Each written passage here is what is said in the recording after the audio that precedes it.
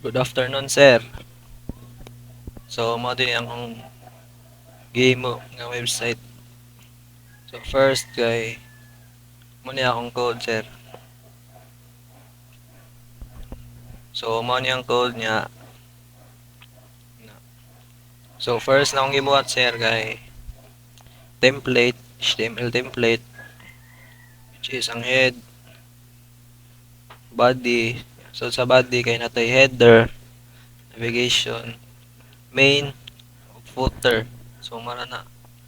Ang next na akong gibuhat kay gabutan ko og comments, which is indicate sa name, file name, og date. After that, declare daw HTML lang in, na ikahuman, head, ang suod sa akong head, kaya na ako'y meta tag, ya, ang suod sa akong title, kaya ang pangalan sa akong website, which is the Perfect Salon Home. Close title, close head, ya, sa body.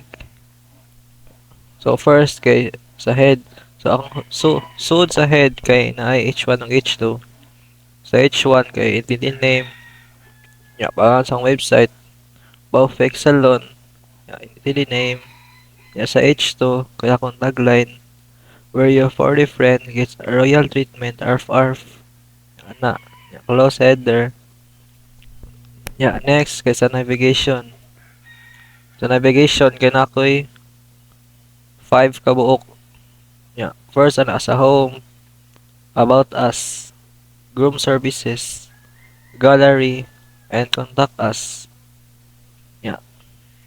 HR, para, ma-separate, close nav, sa main sa da, so sa main, kaya, dali agisod ako mga contents. So, una kay ang heading page. Welcome to Perfect Salon. Yan na. Aray na so daw ang contents. So sa P kay we offer top-notch grooming service for your beloved pets. BR. Our experienced groomer will ensure your furry friend looks and feel their best. Ana. Sunod na kay visit other day. Ang last kay contact us and then get appointment nga entity name, HR, close main, ang last kay sa footer. So copy 2024 Perfect Salon, all rights reserved. Nya, close footer, close body, close HTML. So mani ang akong overall code, sir, this is the website.